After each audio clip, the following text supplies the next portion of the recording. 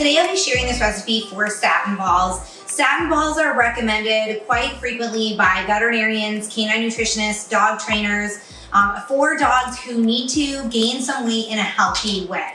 So you don't want to just increase your dog's food intake, add unnecessary nutrients with those extra calories. You don't want to just increase his fat intake because you don't want him only gaining weight from fat. You want to make sure that he's gaining healthy weight, also getting some extra protein and carbohydrates to help build muscles, and really make sure that he is gaining weight in a way that's not doing any detriment to his health. So whether your dog needs to gain weight because they're a little underweight and they need to come up a little bit, or because you have a muscular dog breed and they need to bulk up a little bit, there's a healthy way to do it, and it's not just by increasing the amount of food that you're feeding every day.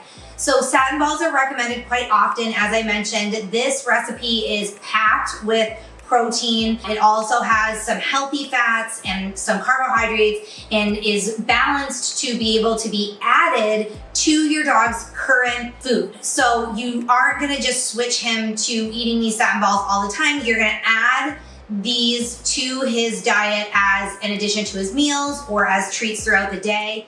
Keep watching, I'll teach you how to make the video, and I'll also talk about the nutritional facts as well as the serving size recommendations for how many of these to feed your dog per day.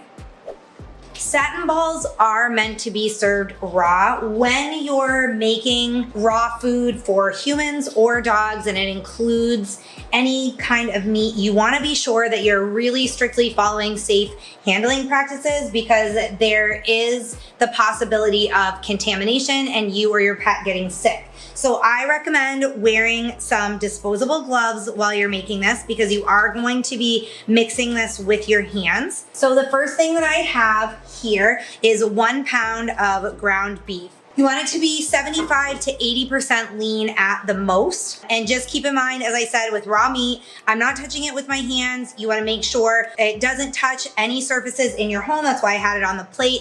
Any surface that it does touch, you're going to want to make sure to sanitize very well. You can click the link below and that will take you to my written guide where I have all the safe meat handling instructions there, just in case there's any problems or you have any questions about how to handle raw meat safely for you and your pet.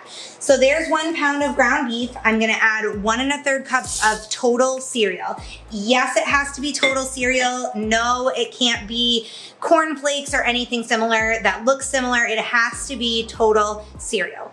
So 1 1/3 cups of total cereal, 1 1/2 cups of uncooked oatmeal, 1 egg, 6 tablespoons of wheat germ, 1 package of unflavored gelatin, 2 tablespoons of coconut oil, and I melted mine in the microwave for about 30 seconds, just, to make it a lot easier to mix in with everything. And then finally, and I'm just gonna take my glove off for this one because molasses are really sticky, 2 tablespoons of molasses. Once I have all my ingredients in the bowl, I'm gonna go ahead and use my hands to just mix everything all together.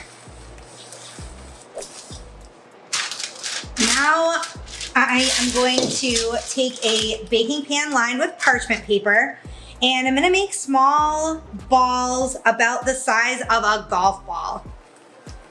And we're just gonna set them in here.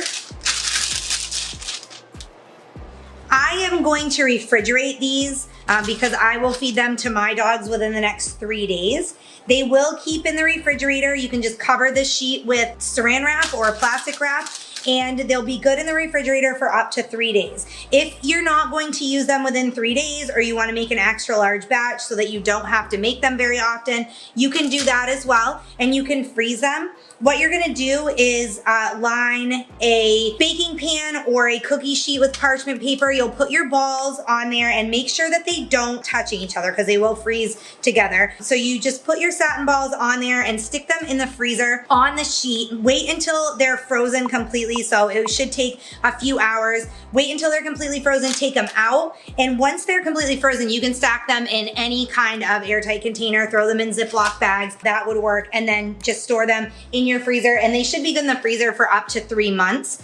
If you guys want more information on this recipe, if you want to print the recipe easily, if you want the nutritional facts and the serving size guidelines, click the link below the video. That will take you to our website, and I've written out all the details there. Again, there's an easy print button for the recipe, so if you want to chat with your veterinarian about it first before feeding, you can do that and print it out really easily. If you have any other questions, feel free to email us. Thanks for watching this recipe video.